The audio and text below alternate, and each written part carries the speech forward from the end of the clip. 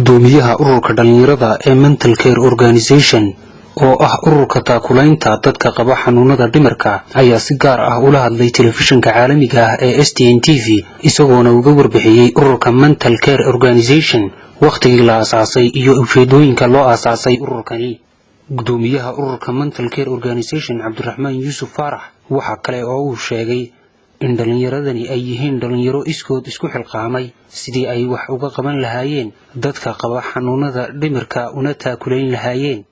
waxaan sharaxaad yar oo kooban ka siinaya hawlqabadada iyo hawlaha ururka iyo ujeedooyinka loo aasaasay iyo waxaan qabanno.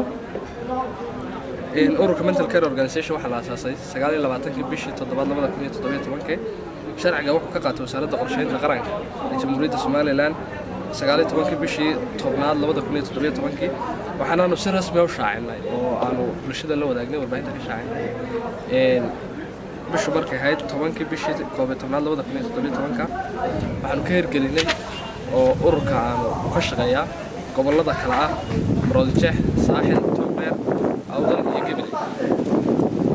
alxamdulillah waxaan noo suurta gashay muddada 6 bilood ee uu jiray aanu ka dhisno shanta gobol isla markaana u sameeyno gobol kasta structure-kiisa iyo qaabkiisa maamul. sidoo kale waxaan noo suurta gashay inaanu sharci iyo helitaanka xafiiska guud ee ururka uga sameeyno caasimadda oo ah saldhigga koowaad ee ururku ka duulo. waxaan ugu kalifaynaano ururkan aasaasno amaba unugno amaba abuurno amaba dhisno daraasad aanu sameynay. kabacdi daraasadii waxaa noo cadaaday qodobadan kadib markii aan ogaanay inay dadka ugu nugul bulshadu yihiin dadka u haleelay xanuunka dhimirka. laba markaan ogaanay inay naadir yihiin ururada ka hawlgala mawduucan ururada inta badan bulshada rayidkaas meesto ama dhalinyaro ha lahaadaan amaba bulshada qaybaheeda kala duwan inta badan ma saaraan muhiimadda dadka qaba xanuunka dhimirka. waa muhiimadda nagu kaliftay waayo way yar yihiin ururada ka shaqeeya arrimahan. sidaa awgeed ayaabaan u aasaasnay ururkan. saddex markaan dareenay baahida loo qabo cudud dhalinyaro mutadawiciin ah isla markaana u adeega awoodooda maskaxdooda ugu adeega dadka qaba xanuunka dhimirka.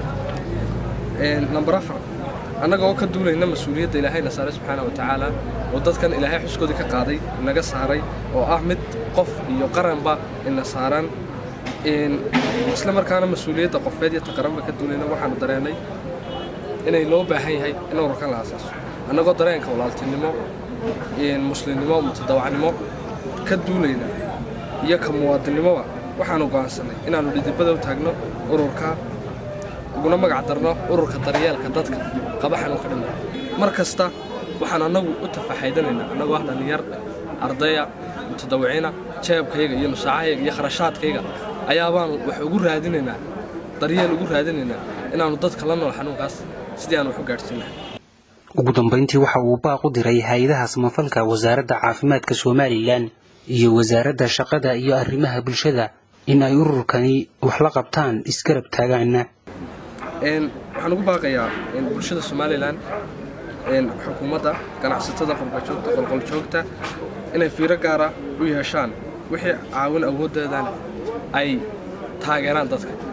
waayo bulshada qof kasta oo ka mid ah bulshadeena waa hadlan karaa laakiin iyagu ma hadlan karaan ma kala garanayaan xumihii iyo samihii ma kala garanayaan wax wanaagsan iyo wax xiloo saaran iyaga ma jiro waayo malaa'igtii ka qoraysay Ilaahay subxaanahu wa ta'aala ayaabaan ka digtay waxba ka qoray khayr iyo shar midna looma qoray.